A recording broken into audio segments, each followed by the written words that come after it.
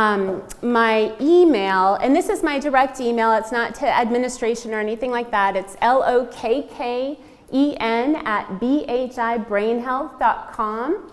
And then our telephone number is on the last slide as well, and that is 205-757-8947. And you can also submit questions or concerns or look for upcoming events and talks and workshops or things like that at bhibrainhealth.com. And so my name is Dr. Christine Locken. I'm a functional neuropsychologist, but my legal married name is Edmondson, and so I confuse a lot of people. And I thought early on in my marriage and early on in my career that it'd be a brilliant idea to really separate the two, and maybe that would bring me some balance in some way. But as I've gone down this path, these two have really collided. And so if you see the name Christine Edmondson, that's me. If you see Christine Locken, that's me. And so we're all the same person. And again, like my personal and professional passions have really merged together. And so those boundaries have really actually come together more than been apart. So I just didn't want anyone to be confused. And today I'm speaking on behalf of my company, the Brain Health Institute. I'm also employed at the Birmingham VA as the Director of Rehab Neuropsychology. And I've been there for the last 10 years, and I'm also faculty at UAB and at University of Alabama in Tuscaloosa. I just want to let you know that the statements that I'm saying today are not representative of my work at UAB or the VA. It's all through the Brain Health Institute. And we're located pretty centrally located in Homewood, right off of Independence Drive in Mayfair in the Homewood Plaza. So if you guys ever want to stop by and see our facility. And I wanted to do a quick disclaimer before I get started. Again, I'm going to sound like a pharmaceutical commercial. I'll try not to use that same voice. But I do want to just say the statements and products discussed in this presentation on the BHI website and in our written materials are not evaluated by the U.S. Food and Drug Administration. The statements are not intended to diagnose, treat, cure, or prevent any disease. BHI and its associates and myself expressly disclaim all liability with respect to actions taken or not taken based on any or all of the information or contents. And I just want to reiterate that this is for educational and informational purposes only and not intended as medical or dietary advice. I'm a PhD level psychologist. I'm not an MD, I'm not a dietitian, although I'm a foodie and like my personal passion is health and wellness and food. But this presentation or any resultant communication doesn't create nor intend to replace a relationship with a qualified medical professional. So for any of you, just always ask the advice of your physician or other healthcare providers who are familiar with your case in terms of making any types of medical decisions or lifestyle changes and things like that. Today, mostly what I'm talking about seems pretty harmless, like dietary changes. You know, it's probably not going to do a whole lot of harm if you start eating more kale. However, many of you might have some medical issues such as diabetes or something like that. And if you drastically reduce your sugar intake, drastically change your diet, it could have an impact in terms of your insulin medications. And so I always discuss that with your doctor first. So I just wanted to go over that just for safety and for clarity, and then we can go ahead and move on. I wanted to tell you a little bit about my training and my story. So I've always been interested in health and wellness. I mean, since I was really young, my mom had a big garden. We always tried to eat more wholesome food. I remember she wouldn't let us eat sugared cereals, and I thank her now, although I wasn't very happy about it as a kid. And so that's always been a part of me, knowing that what you put in your body matters. My mom was also, I really credit her for a lot of my awareness, is that she was very specific about the types of products we would use in our home to clean. She was also very particular about what we were able to put on our body in terms of just health and beauty aids, things like that. And so I always kind of had that awareness. And as I got more into the level of caring for others. I wanted to really make sure that health and wellness was a part of what I did. And then my first psychology class, the part on the brain, I was just wrapped by that information and just kind of shocked and surprised that my friends were not as interested as I was. But I knew that I wanted to go a path into treating and diagnosing neurological disorders, and so I forwarded my career and got a PhD in clinical neuropsychology, but I also insisted on doing health psychology along with that. And I'm so glad and grateful that I did. But at the time, this was back, I'm going to date myself, I was back in the 90s, and my professors were just really confused. Why do you want to do both health and neuro? You should really pick one. What does health psychology have to do with neuropsychology? And for me, it was like everything. And so I pursued that path. And then I went into really more conventional neuropsychology. I was dyed-in-the-wool academician. I started out my career, I'm from North Dakota, so if you're trying to place the accent, it's just like a mismatch. Every once in a while I'll say UFTA or something like that. But so I've been progressively moving south. I did my graduate training at University of North Dakota, and then I did my residency training in Chicago at Rush University. And then I guess I just decided to continue moving south. My first position was as a university professor at UA, and I thought I'd be in the South maybe a couple of years, and here I am, and this is my home, and I love it. And then met my husband and moved to Birmingham, and it's just such a sweet, sweet place. So I was in academia at UA as a tenure track faculty professor, which means that you do a lot of research along with teaching of undergraduate and graduate students. And then I moved on to UAB as a clinical professor, where I also did clinical research and went for NIH grants, things like that. So really dyed-in-the-wool academician, conventional medical treatment, really one foot in allopathic medicine at all times. At the same time, I always had a knowledge that health and wellness were so important. And at some point, I started to become pretty uncomfortable with diagnose and adios, because that's kind of what we do in neurology, and we're really good at differential diagnosis in neuropsychology. In fact, I love that part of it. You get to be a super sleuth and figure out what's going on. However, once we found out what was going on, there weren't really a lot of options for patients. And a lot of times it was, well, this is what's going on. We can't do anything yet, or come back when it's worse, and then when they come back when it's worse, we still don't really have much to offer, and people are kind of left empty-handed, and we kind of just continue to follow them, but follow their decline. And I was feeling really uncomfortable with that and confused why my colleagues weren't uncomfortable with that. And I started looking more into functional medicine and nutritional psychology and things like that, and felt like my world just opened up, where it was this nexus of everything that I've been working towards in terms of identifying, treating, and interventions using health and lifestyle and systems biology for the treatment and interventions for neurological and psychological disorders. And so I did that. I found that in about 2014. And then did more training, did training with the Institute of Functional Medicine, just kind of, and thinking that I wanted to open up some type of a clinic to do this, and wondering, do I need to go back and get my MD? Should I get my PA? And then I met my business partner, Jim McMinn, at a book club by Dr. David Perlmutter, and he and I shared our passion for helping individuals with neurological and psychological issues.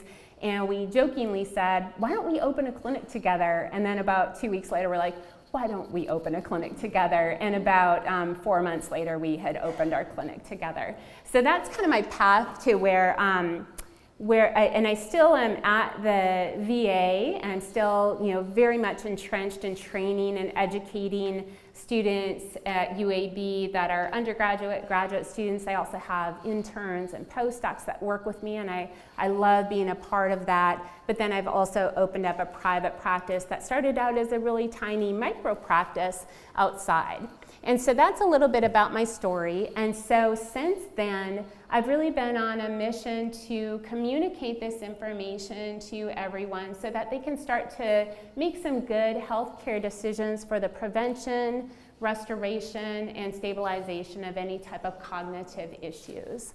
And so the goal for today is I really want this to be something where you will walk away with practical tips, tools, and information to transform fear and resignation into empowerment and hope. I think we're starting to hear the rumble. We're starting to get people knowing that you can do preventive things, you can take control of your health, you can take control of your brain health. And I want to give you the tools for that now, rather than just, well, I'd rather not know, I'd rather avoid, it's in my family history, I'm destined to this. And so I'm going to try to give you some tools for that today. So the Brain Health Institute was established in October of 2016, and what we do is we offer a functional and integrative approach to helping individuals achieve optimal brain health, both in terms of treating disease and maximizing potential. And the founders, and I apologize, can everyone see the slides okay? Good enough? You have the handout, so it's good. And everyone can hear me okay? Any hands that can't hear me? Okay, good. So I co-founded it with Jim McMinn, who has the McMinn Clinic in Homewood. He's an integrative physician, and I'm a functional neuropsychologist. And we really use a team approach to our patients. And so we use combined systems biology. And what systems biology is that we really look at personalized medicine. We look at patient-oriented outcomes. And so we do a lot of fancy laboratory testing and then target each of those labs for that individual to be in the optimal range and treat that through medical interventions, supplements, or lifestyle or behavioral interventions. And it's been really gratifying to do this work with the MD. I feel where his expertise ends, mine begins, and we're there as a team approach, so we can really do a holistic view of the person. We're also research focused. I couldn't give up that academic in me. I can't not look at things through a research lens. And plus, one of the biggest issues with functional medicine or integrative medicine or more alternative medicine is that it can get thrown out pretty quickly because there's not a whole lot of research studies to support it. And so as the researcher in me wanted to go forward with this, I have developed a research database for our clinic. We are doing outcomes-oriented, clinical patient trials, and I've also literally just yesterday applied for a foundation. So we will have a sister platform of the Brain Health Foundation where we will be a nonprofit that will get grants, both in terms of just foundational grants or things like that, that we can use to further research on this, but also my ultimate goal is to provide scholarships to individuals who can't afford this type of care because it is a cash-based practice, and then provide scholarships or maybe, get one for yourself, give one for someone else, like pay it forward. And so we do have both the clinic and then also the sister research foundation with it. Our services have grown from, first we just did more detailed evaluations with the systems biology and really, spending a lot of time with individuals and figuring out what's going on and then targeting treatments and interventions and sometimes 6-month or longer programs. But now we've opened it up to free consultations, so if you're curious about if this is a good fit or curious about where to start, we provide free consultations over the phone or in person. We provide free memory screenings as a service to the community, and so the first Tuesday of every month we have, with the Alzheimer's Foundation of America, we give free memory screenings that you need to sign up for and come in, and it's about a 10-minute screening that people can do. And we've also teamed up with Alzheimer's of Central Alabama to do that at their events as well. And then we now have brain health checkups, again, to just look at risk profiles for individuals who are just wondering about, is this normal, is this not normal, what I should do, and then our full-on interventions. We have just hired our first employee, and I'm so thrilled. It's Christina Parker, and she's a graduate student at UA, and she is getting her PhD in both geropsychology and health psychology, and that makes sense, that goes together. And she is just a spark of light. She does behavioral interventions, she does the brain health checkups, and I'm just really thrilled to have her on staff. We also do cognitive rehabilitation. And I kind of pause on that. I told one of my friends that we did cog rehab, and she thought I said hug rehab. And although I'm all about hugging, I don't know of any literature that supports that. So, and I just love that she, continued to have the conversation with me after that. And then it came about, cognitive rehab. And so cognitive rehabilitation is really identifying those areas of problems for either mild inefficiencies in terms of your thinking abilities, like challenging memory, challenging tasking, stuff like that, and then really giving you some compensatory methods for that. We also have a yoga instructor, Meredith Shaw, who is just absolutely wonderful. She is trained and certified in yoga for patients with Alzheimer's disease and mild cognitive impairment, and also those with traumatic brain injury. And she will just get on the floor with an older adult and their caregiver and teach them a simple yoga routine or chair yoga or wherever you are. But I've also attended some of her classes, and she gives you what you need. It's very challenging. So we're happy to have her with us. And then now we're starting to roll out some topic-specific class series and workshops. We have a mindful eating class workshop where we teach tools to just help with emotional eating or chaotic eating, things like that.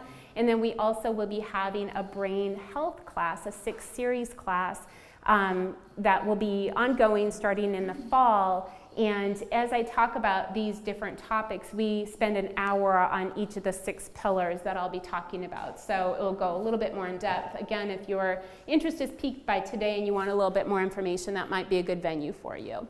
And so we have 6 clinics. The first one, the memory clinic, I think we've got it down. I think that one is very well functioning. We started it from day one. And I trained with Dr. Dale Bredesen out in California. He's a UCLA professor and the president of the Buck Institute. He has been doing rat research with Alzheimer's disease and drug trials for the past 30 years.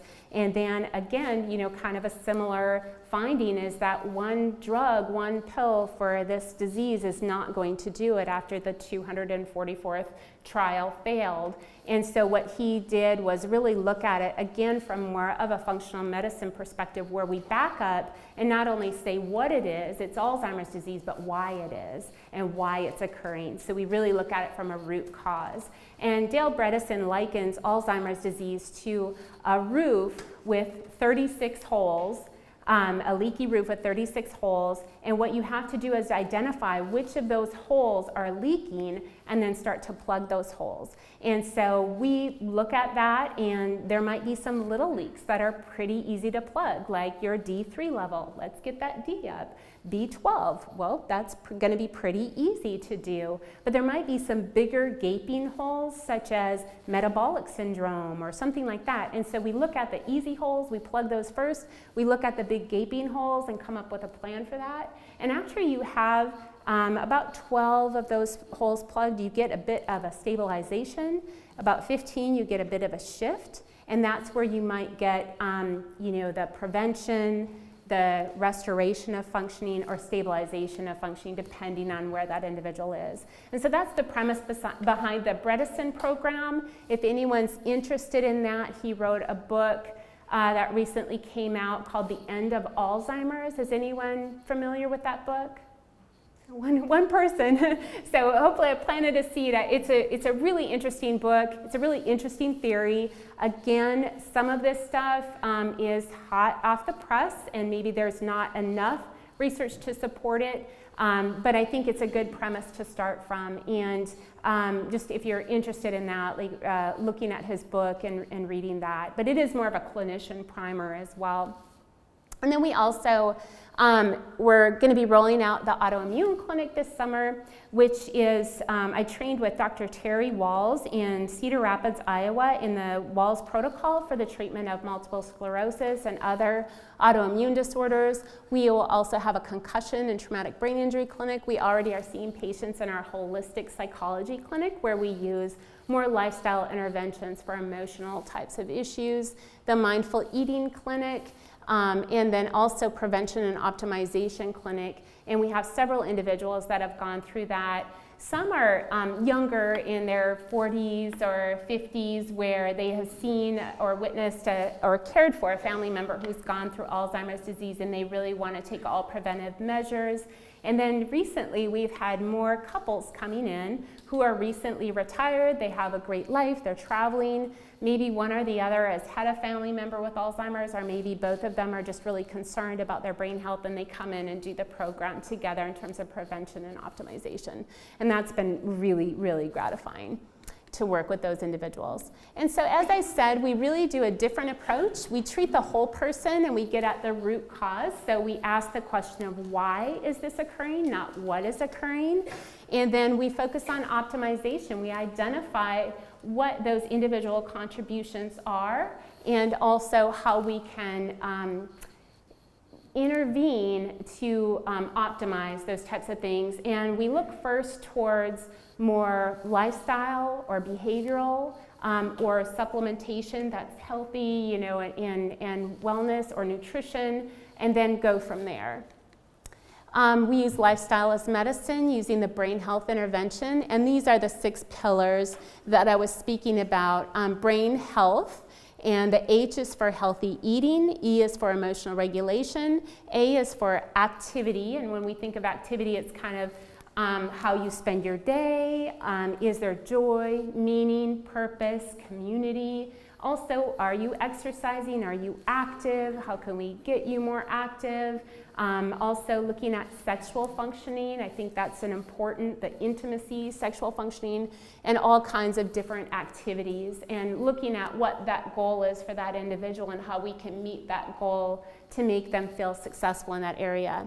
The L is for learning strategies, and again, that's cognitive rehab, not hug rehab, but cognitive rehab. And we do simple things like just, you know, doing something like Brain HQ online, which is I'll talk about a little bit later, or doing really individualized programs that will help with those patients' issues. We also look at toxicant reduction, and I think I just really, again, thank my mom for knowing, you know, back in the 70s when I was little, that these toxins have an effect on us.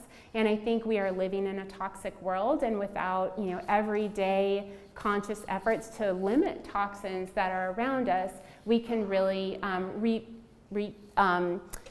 difficulties from that. So we look at easy ways to reduce toxins that are in our current environment, but also look at, is there some toxins that you were exposed to in the past that maybe we need to identify further, such as there used to be lead in the gasoline, there used to be lead in paint, there's mercury, you know, exposures, stuff like that, which can have an effect on the production of amyloid plaques in the brain, which leads to Alzheimer's disease. I think that's, you know, something that we address pretty thoroughly. And then the last H, the last letter, is habit formation. And we can have all this knowledge, and I think we all know what to do. It's more, how can we do it? And the easiest way to do it is to get it habitual. Have it very specific, set up your environment for success. And so we work on things like a good morning routine, a good evening routine, where you can tick off 6, you know, healthy brain activities right away in the morning, 6 at night, and then what can you do in terms of like anchoring your day without being robotic, but, you know, really being able to make decisions that go more towards health versus disease. So back to the topic, what you need to know about healthy aging. And so I think first of all, maybe we should define what healthy aging is. And the WHO defines healthy aging as the process of developing and maintaining the functional ability that enables well-being in older age. Functional ability is about having the capabilities that enable all people to be and do what they have reason to value. And I want to have each and every one of you just pause for a moment. There's a reason that you're here, and think about what your definition of healthy aging is. What is your definition for you? And you can even write that down. I think that might be a really good thing to kind of look back to. One of the most important things that I've found in this work is that we have to have a why. And for example, Viktor Frankl, concentration camp survivor, wrote the book Man's Search for Meaning. And the premise of that book was really, if you have a why, you can endure anyhow. And I think that's been really important in terms of my work with patients, is that you have to be motivated, you have to be invested, you have to be a participant, and you have to have a why. And everyone's why is very different, and I can't figure out what your why is without you figuring it out first and us working on that together.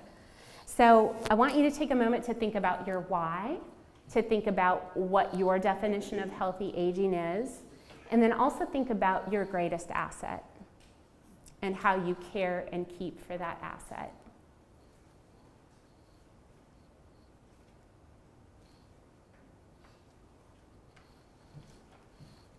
And so I'm not sure how many of you listed your greatest asset as the brain, but that's my greatest asset, even though I have lots of other assets that are important to me. I think that's my greatest asset, and I think my children would also say that. And when we have an asset that's important to us, we know that we need to take planning and time and care and keeping rituals and probably invest a little bit financially in that asset in order to make sure that it continues to function. And when I think about my greatest asset being my brain, all of my other assets, even my relationships, my children, like without my brain, I don't think that I would really be able to have the relationships that I would like to have. And so I want to really put my oxygen mask on first and do the care and keeping of my brain and my body for the Lord, for my children, for my family, to make sure that I can continue to function in a healthy way. I think none of this can happen without daily, consistent, conscious efforts. We are just in a world where you have to take some time for the care and keeping of you. The other thing too is that we often look to our health insurance to protect us from different things, but really I think our health insurance is more disease insurance, that it's a good model if there is something very wrong. If you were in a car accident and you needed to go and you had a broken leg, or you needed, surgery or something like that. But it's not preventive, or most people's isn't preventive, and it's not health insurance, but more disease insurance. So it may help with lifespan, but it doesn't really ensure health span, and I think that's what most of us in this room are interested in. If you're interested in brain health, aging healthily, and not just living longer, but living healthy and well and quality of life. So I like to use this analogy, and I did not make it up, but it's brilliant. It's by Tom Blue, who's the Director of Strategic Development at the Institute of Functional Medicine. And he talks about how we have a really good understanding. Basically everyone has about 3 insurance in their life. You have your health insurance, you have your car insurance, you have your home insurance. And we have a healthy relationship with our car insurance and our home insurance. So our car insurance, we pay that every month, and if we are in an accident or if we got hailed on, then our insurance will help us cover that after we pay our deductible.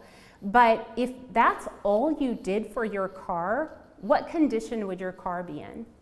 If you've never maintained it, you never got an oil change, does your insurance pay your oil changes? No. Does your insurance pay for new tires?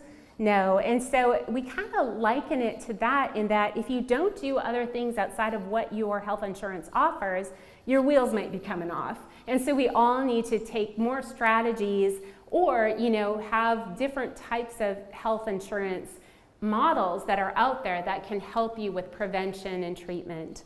And so I remembered his analogy when I was opening up the clinic, and we made a conscious effort to be a cash-based practice.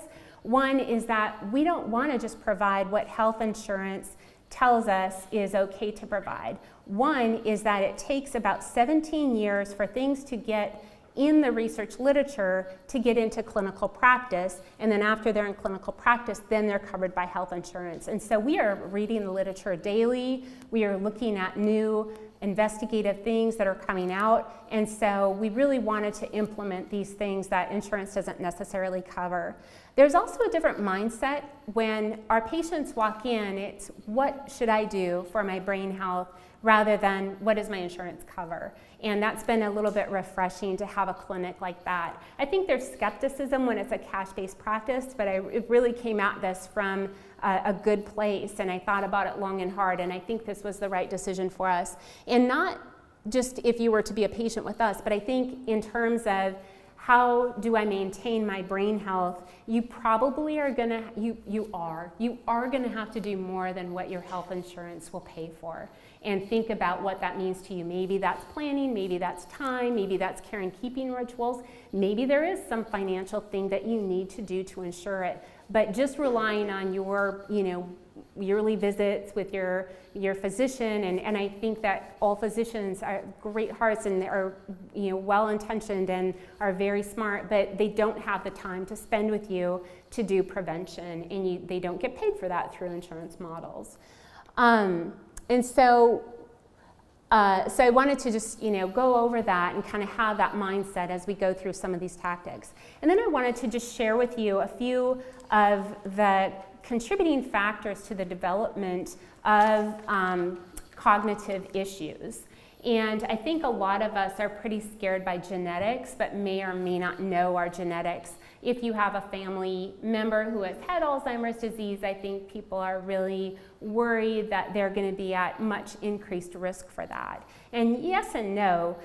We know now that genetics, our genetic makeup, accounts for about 20% of the disease process, and then 80% is really from epigenetics. And the definition of epigenetics is really the study of the biological mechanisms that will switch genes on and off. And so basically, how our life plays out, what, maybe the experiences that we've had, the lifestyle choices that we've made, or the environmental things that we've been exposed to make up 80% of whether or not that gene is going to be turned off or on. So for example, if you've had a very healthy, psychological healthy and engaged in really healthy lifestyle choices, and weren't really exposed to a lot of environmental toxins or things like that, then more than likely, even if you do have a genetic risk factor for Alzheimer's disease, you're going to be protected in that.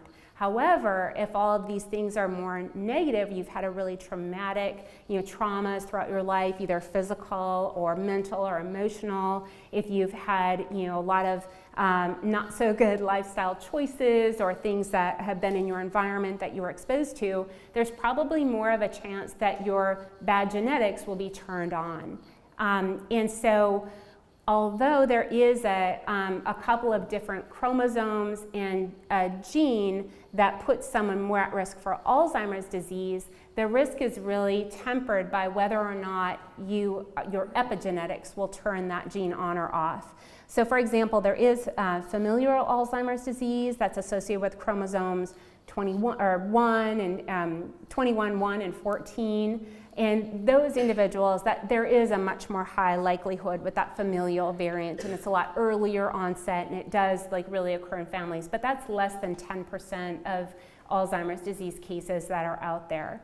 And then we have the APOE gene, allele, Is anyone familiar with that? Have you guys heard of APOE? Okay. So that's kind of the Alzheimer's allele, the Alzheimer's genetic marker that kind of identifies risk for Alzheimer's disease. And you get one copy from your mom and one copy from your dad, and there could be a allele of E2, E3, or E4. And so if you get 2 copies of E2, you're more protected towards the development of Alzheimer's disease. 2 copies of E3, there's really kind of minimal risk increase. But then the E4 copy, if you've got 1 copy from mom and 1 copy from dad, that E4 is going to increase your risk 12-fold. And if you have 1 copy, it's going to be 2 or 3 times more likely that you'll get Alzheimer's disease. But again, even if you have that risk profile, your genes do not determine your destiny. It's really that interaction between epigenetics and genetics. And so I think, again, like looking at some of those myths of Alzheimer's disease, that it's predetermined, it's in my family, there's nothing I can do, I'm going to get it. I think we can be much more empowered that yes, you may have a higher risk profile, and it's hard to know. I mean, even if both of your parents carry 1 copy of the E4, you could have got the E3, so it's not necessarily putting you at a higher risk. You can also have an E3 profile and have a lot of the epigenetic factors that are in the negative direction and still develop Alzheimer's disease. And so, yes, there is a higher risk in terms of genetic makeup, but it doesn't determine destiny, and there is a lot we can do about it, even if there's a high genetic risk. And I think there is lots that we should do about it if you're at high genetic risk, because we know that it is really important to intervene. In terms of biomarkers, this has been really, really interesting, and we are in the process of publishing some papers just with our little baby data set that we have from the Brain Health Institute. So we get a lot of biomarkers, and some are pretty, typical things that you would get in your physician's office, again, like D3 or fasting glucose, things like that. But we also get some, more, fancier blood work and genetic testing and things like that. And one of the things that has held through is the inflammatory markers are highly correlated with neurocognitive impairment. And we're often seeing, like many brain issues, are this neuroinflammation of the brain. And so some of the markers such as homocysteine or C4A or CRP, which are kind of crude markers of inflammation, we want to make sure that we can reduce that through many different variables. We also look at metabolic factors such as fasting insulin or things like that, because there's a higher likelihood of cognitive issues if you have insulin dysregulation or metabolic syndrome. And we also look at neurotrophic factors such as hormone levels, estrogen, progesterone, testosterone, DHEA, pregnenolone, those types of things are all correlated with cognitive impairment. So I think it is really interesting, the systems biology approach that we've been using. You can get these lab levels, look at what your lab levels are, and then try to work through supplementation, lifestyle interventions, behavioral interventions to try to reduce that risk profile for that. And then in terms of environmental contributions, we are finding that diet and exercise are very much related to brain health. Toxin exposure is also very much related to brain health. And one of the new things that is really, again, like the hot off the press, literally in the last couple months, is looking at viral loads and their correlation with the onset of dementia. So for example, like a lot of individuals have dormant viral loads in their body, such as like Epstein-Barr virus or a herpes virus, which isn't, could be like the little cold sore or whatever, those types of viral loads, CMG, different types of viruses that lay dormant, but then, if your health is compromised in some way, if your immune system is compromised, those viral loads may increase, and we're finding that is really correlating with the development of Alzheimer's disease. And And in fact, there was one very interesting study where it showed the MRI of the brain of a person with Alzheimer's disease and showed the amyloid plaques, and these viruses were superimposed right on top. And so I think, again, this is really new cutting edge research. It's interesting. If you're able to look at viral loads, that might be an interesting thing in terms of trying to build up your immune system, tamp down those types of viral loads in order to reduce your risk. And then, of course, the lifestyle, I think I already talked about. And I think my message today is that it's not one thing, and there's not one pill. It's basically all these things synergistically come together, and each individual is very, very different. What are the issues for you? And you can probably jot down a few right now in terms of your history, in terms of your current lifestyle, in terms of your environment, and what is the issue for you, and how do you address that in terms of your own brain health. And it's really hard, again, if we don't take these consistent daily efforts in our environment today. Sitting all day is slowly killing you. I guess sitting is the new smoking. Sitting all day long every day is equivalent to smoking 2 packs a day. All these things are coming out, and I think that's true. Our modern day lifestyle technology is really taking away certain aspects that are really protective in terms of brain health. Also, I love and hate these pictures because it just makes me so sad. I don't know if you guys can see that okay, but they're with this group of people that looks like they should be developing community and connection and intimacy. It looks, and they're all on their devices. And I see that all the time. And it's like, love the one you're with, And so I think there's great things that come from technology, but we're also really losing that intimacy and that community, and we have to really make conscious efforts to be present in the moment, because there's always that email, there's always that Twitter, there's always something in the back of our minds. And then the mindless eating, it's just, it's hard to kind of, plan and thoughtfully think out, and when you have this constant availability of high caloric, non-nutritive food that is very palatable, it's hard to really engage in the planning and care of cooking and eating and things like that. And then the pharmaceuticals, again, not that I don't think it's important to take medications. I think that there's a place for medications, but when someone's on a laundry list of medications, that doesn't speak to me that that's healthy aging. Is that, when you wrote your list, did you write down being on a lot of different medications to feel okay, or, being dependent on medications? I don't think anyone defines health that way. Although they're important, and I think there's a place for medications, we really want to look at a different model than one pill for every ill, because usually that pill has a whole host of side effects that can go with it. And so how do we maintain an aging brain? We can't age healthfully without investment in the planning and time towards the care and keeping rituals for your body and brain. And it's interesting that each of us has daily rituals. I'm guessing that pretty much everyone in this room brushed their teeth this morning, at least I hope you did. And maybe not everyone flossed, but probably a good percentage flossed. We probably took a shower, those types of things. And I think we know we get that for our outer body, that there should be a care and keeping of that. But for our inner mind, our inner body, our brain, there needs to be some consistent care and keeping rituals with that. And unfortunately, I wish that I could give you the newest medical magic pill. They're working on a lot of different cures for Alzheimer's disease. I think there are a lot of different paths that are going down, but it's going to be a long time before those are available. And most of the drugs that are on the market today for treatment of cognitive impairment really might stabilize or slow the progression of the illness, and most of them, it just really kind of delays nursing home care by about 4 months.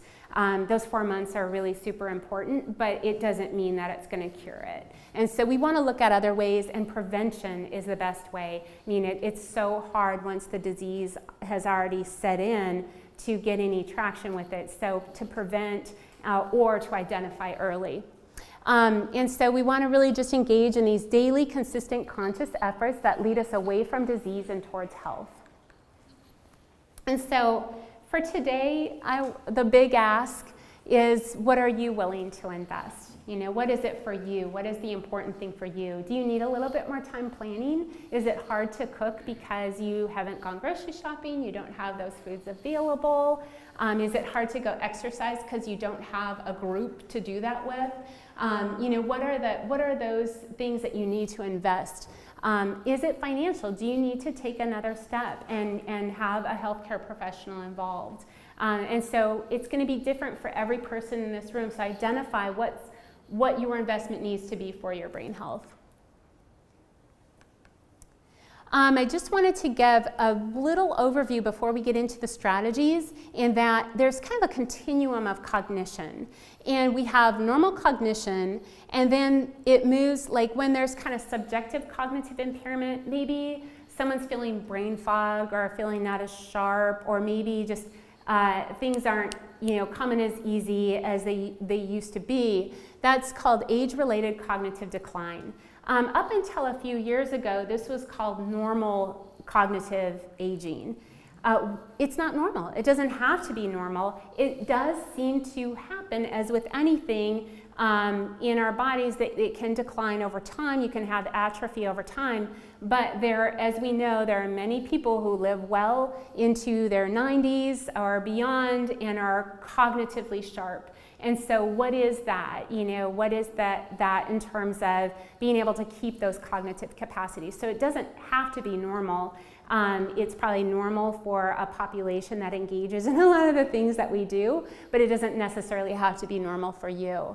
And then once someone kind of comes out of this subjective cognitive impairment, you move into more mild cognitive impairment, and there's a big space right there in terms of the progression of a mild cognitive impairment, and it can present in many ways. Sometimes it's amnestic, which means that it's more memory related. Sometimes it's more planning and focusing related, like you can't multitask anymore, or you get kind of confused when too many things are coming at you at once. So it can present in many ways, and I feel like this subjective cognitive impairment and mild cognitive impairment, or before, that's the primary area where we need to intervene, where we need to do something more to make sure that we age healthy in terms of our brain health.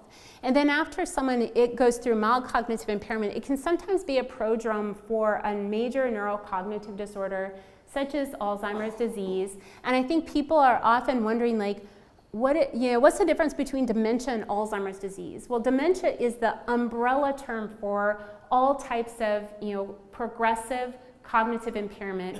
Alzheimer's disease is a type of a dementia. It's the most common one under that umbrella, but then there's also vascular dementia, which is a lot of cerebral vascular events that can be progressive over time, or a frontal type of presentation where maybe someone has more difficulties with executive functions like planning and problem solving, or it can be kind of a mixture of that. But the umbrella is dementia, and then the typifying is what's under there. And that's what I'm excellent at, is I can tell you specifically exactly what's going on and the contributors to that. And now I'm able to really identify what's going on and what we should do about that as well. So the current state of affairs is really patients often don't seek care because they have been told that stress, low mood, or memory issues are normal. They believe there's nothing that can be done. They fear that there's a stigma or diagnosis of the perception that they're weak or inadequate, and often suffer needlessly or present very late in the process. And primary care providers often don't refer because sometimes there's not a whole lot that can be done that's truly effective therapy. And we don't do a whole lot in prevention, and we typically just try to suppress the symptoms with some type of pharmaceutical. And that's not the case for everyone at all. And then often when you do refer on to a specialist, they can't really provide prevention or early intervention. So if you're in that subjective cognitive impairment range, they're going to say, there's nothing wrong, you're fine, it's normal, go home, come back when there's a problem. And then when you come back when there's a problem, there's not a whole lot that you can do. So the points of intervention are that prevention, restoration with subjective cognitive impairment, mild cognitive impairment, and early Alzheimer's disease. And then once the disease process is taken hold, the most you can really do is to just stabilize, hopefully stabilize, slow that progression, and really, make that person's quality of life as wonderful as possible. So our behaviors do matter, and I think this is awesome because there's empowerment. There's also personal responsibility, and then there's like all this conflicting information about like what do I do, and then there's just confusion. And I don't think that even though we can take personal responsibility, it's really hard to do that in this type of an environment that we live in, with the non-nutritive food, with difficulties just getting to exercise, like more social media, so you're not making those social connections.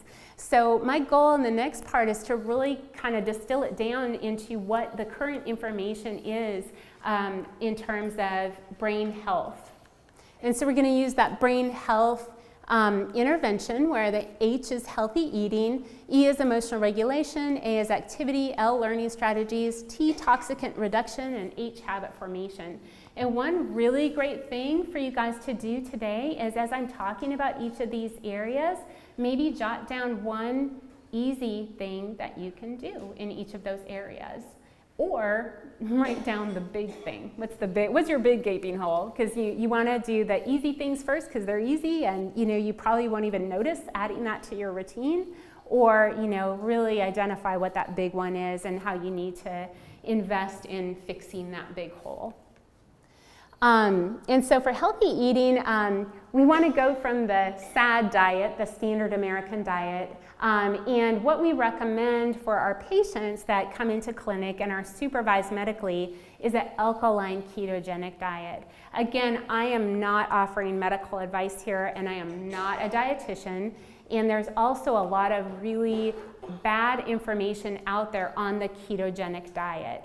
What we recommend is more an alkaline ketogenic diet. So we want to make sure that there's this beautiful array of vegetables, colorful cruciferous vegetables, and colorful antioxidants, and that's the primary part of the diet. And then you have healthy fats, which is going to provide the fuel, and then grass-fed meat or wild-caught fish, or some healthy type of meat is more of a condiment. And that's the diet that we follow. There's a lot of ketogenic diets out there that are very dairy-based, like heavy cream and bacon. If you're following a diet that recommends heavy cream and bacon every day, just follow these general rules. Like, that's just not healthy. That's not going to really do you good in the long run. It might help with weight loss in the short term, but what we're really interested in is feeding your mitochondria, really getting that nutritive food and incorporating that.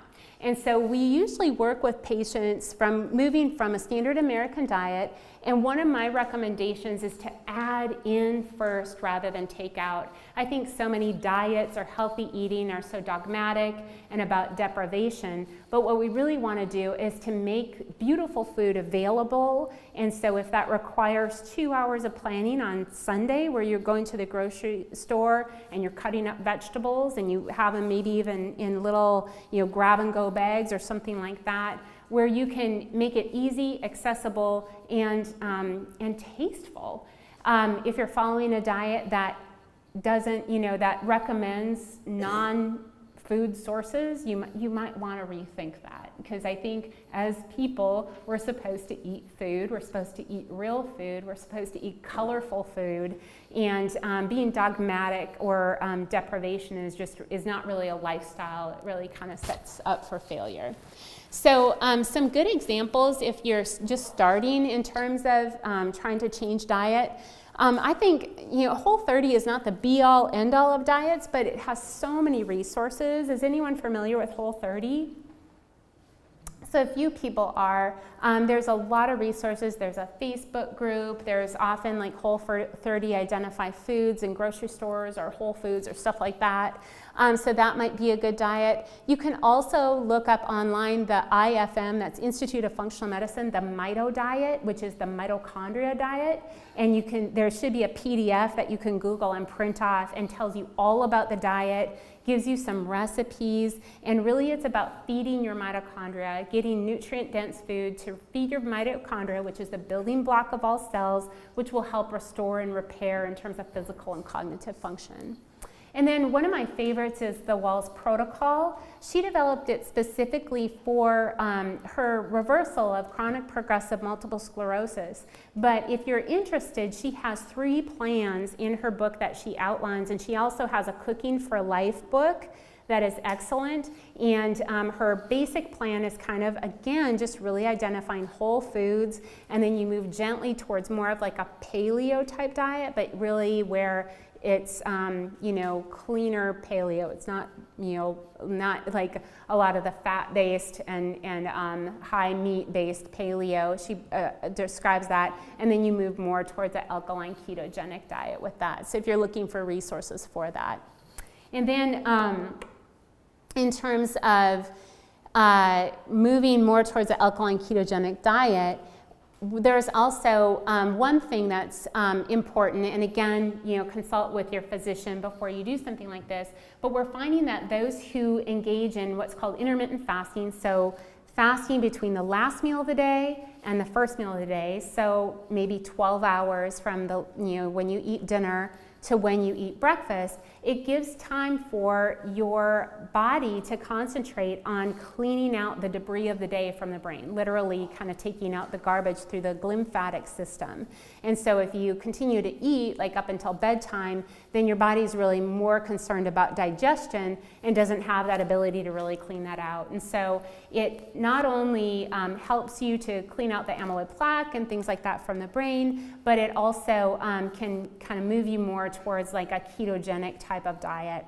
In the ketogenic diet, again, this is should be medically supervised, and it should be more alkaline based, but the premise of it is that when you eat healthy fats in a proportion and low carbohydrate, you will produce, your body will take those healthy fats and your liver will convert them to ketones, and ketones will be a different fuel source for the brain. And so instead of relying on glucose, it actually relies on the healthy fat for that. And so for cognitively impaired individuals or those with a brain in crisis, we definitely want to work towards that for even a few months to just see if we can get some traction in terms of their thinking abilities. So that's the healthy eating, and again, in our, I could talk all day long about this. Probably have talked too long about it, but I think if you wanted more information on that, like a brain health class or something like that, might be a good resource. We also look at emotional regulation. We know that when we're anxious or depressed, cortisol levels can really rise up. And then over time, after they have risen up, they can be really, really low. And that cortisol dysregulation can really impact brain functioning, especially in the hippocampus. And we also know that depression, anxiety can also mimic or exacerbate dementia. And so sometimes I've had patients come in where we thought there was a memory problem, progressive memory problem going on, but where it was really severe depression that masked as a dementia. And so we really want to make sure that those mental health issues are addressed. I think that can be ignored or glossed over in older adults. And so if you're feeling like you have some type of an emotional issue or depression or anxiety, just reach out to a healthcare provider or a friend, making sure that you get the care that you need, because not only will it increase your quality of life, there's so many different treatments that we have for depression, anxiety, mental health issues, and making sure that will increase your quality of life, but also help with your brain health. And so we always want to work to lower stress and improve mood, and there is profound research out there that daily meditation can really, there's fMRI research to show that it actually helps the brain, the dendritic growth in specific areas of the brain if you're engaging in daily meditation. And that might take various forms. You could, do a daily meditation of just like listening to music. You could, read your Bible, but just have a daily practice where your mind is quiet and you're able to just really reflect and meditate on, and that will really be helpful for brain. Activity, of course, we all know exercise and movement and sleep, sexuality, enjoying nature, joy, purpose, meaning are all important for just life in general, and also serve to increase brain health. And we do know that exercise has been found to increase blood flow to the brain, and even light exercise such as walking can have positive effects. A study in 2017, the individuals, 30 male subjects ages 60 plus, walked on a treadmill for just 15 minutes every day for 4 weeks, and they showed a significant improvement in their cognitive health. So just 15 minutes. I mean, if you can't fit it in, I mean, try to get a 15-minute workout in. And they demonstrated improvements in learning and memory and neural density in the hippocampus. So pretty profound effects, even with very little. Most of the research is pointing to more high intensity or Tabata type training. And again, that should be really under the direction of a physician or a physical trainer. But what it is that you have these, and I did it in spin this morning, it was awesome. But you have these intense periods where you're working out as hard as you can, followed by a brief period of relaxation, an intense period, where the intense period is only about 30 seconds to a minute, but that confusion of the body increases what's called brain-derived neurotrophic factor, which directly increases the dendritic growth in the hippocampus, which is the memory center of the brain.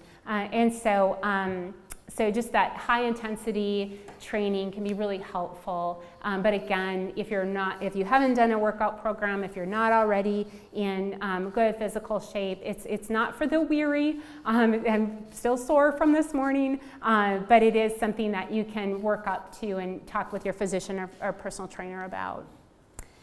Yoga also has a neuroprotective effects against the whole brain gray matter degradation.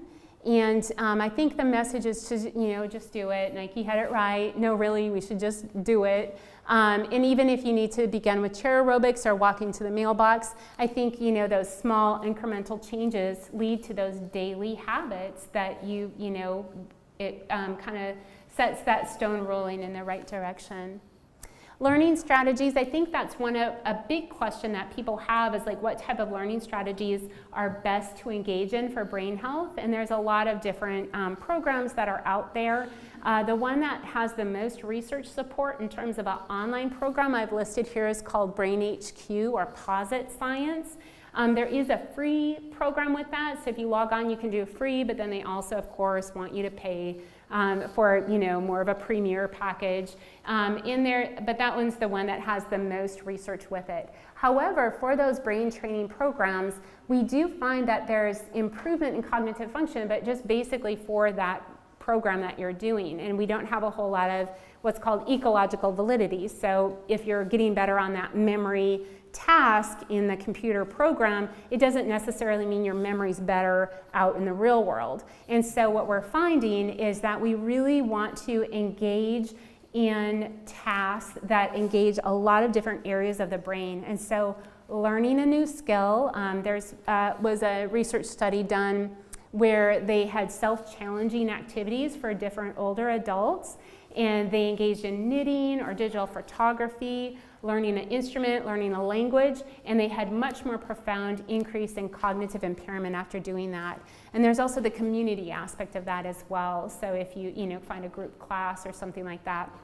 But if you only have a limited amount of time and you're wondering if you should do Brain HQ versus go take a class for learning a new language, and in Alabama, seniors can take college courses for free. Go take that college course that you've always been wanting to take. I think that's going to have much more long-term effect on the health of your brain.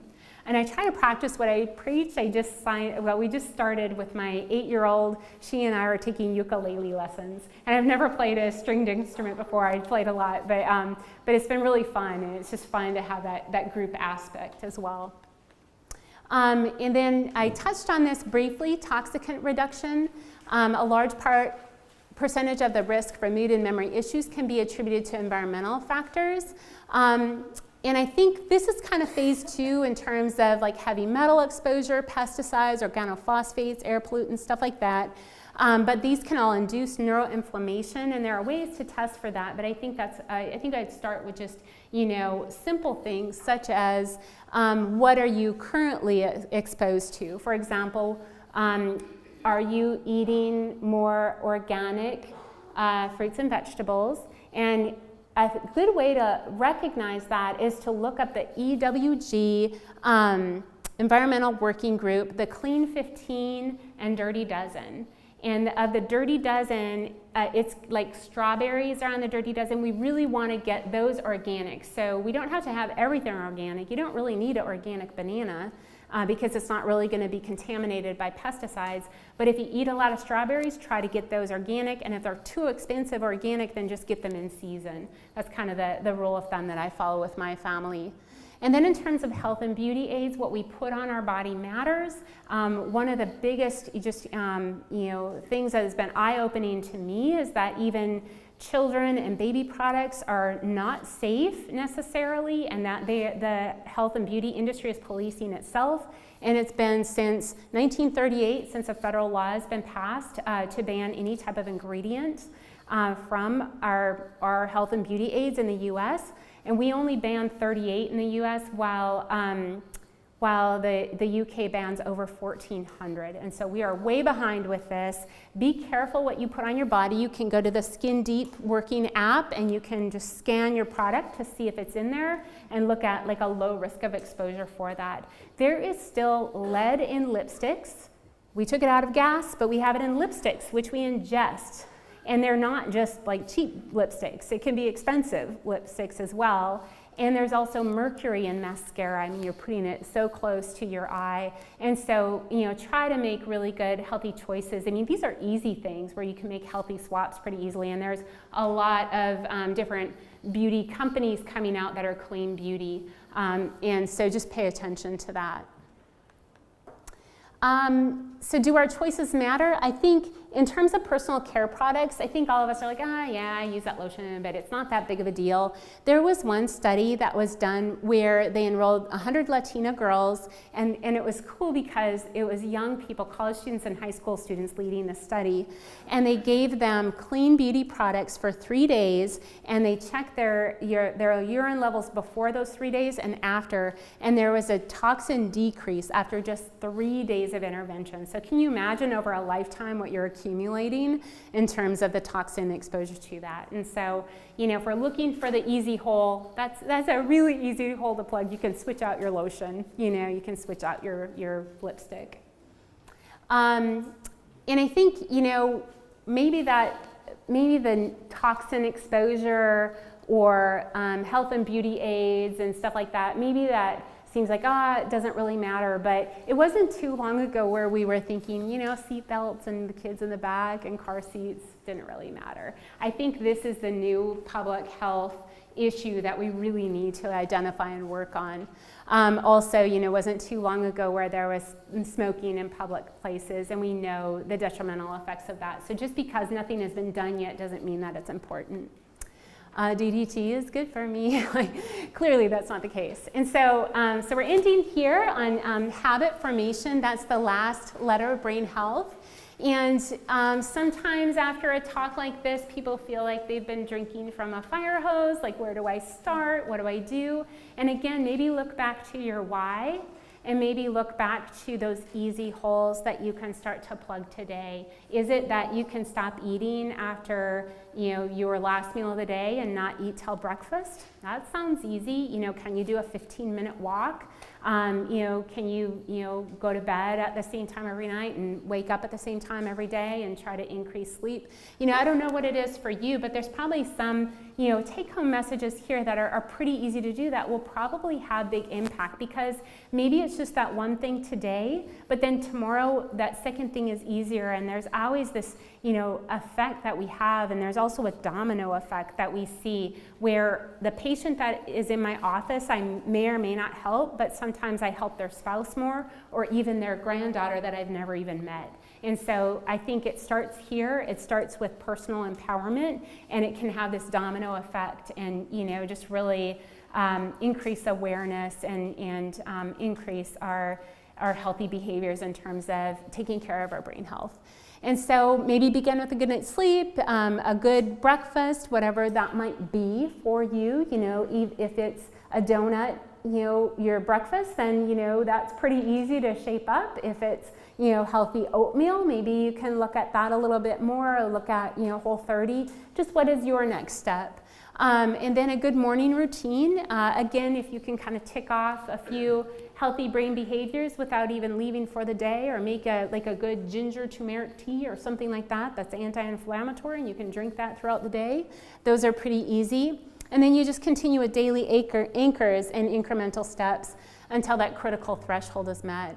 And I love this quote by Maya Angelou: I did then what I knew how to do. Now that I know better, I do better. And I think there's no guilt, there's no dogma, there's no deprivation. It's just like, now that I know better, what can I do? What can I do to change the trajectory of my brain health? So what is your call to action? What's easy? What will make the most impact for you? How do you need to invest? I think that we all need to invest in our physical health, our brain health, our emotional health, our spiritual health. And how does that look for you? Is it just time? Is it planning? Is it care and keeping rituals? Is it financial? Is there a next step that you need to take to get more assistance with something? Is it a personal trainer that you need to pay? Is it, what is it for you?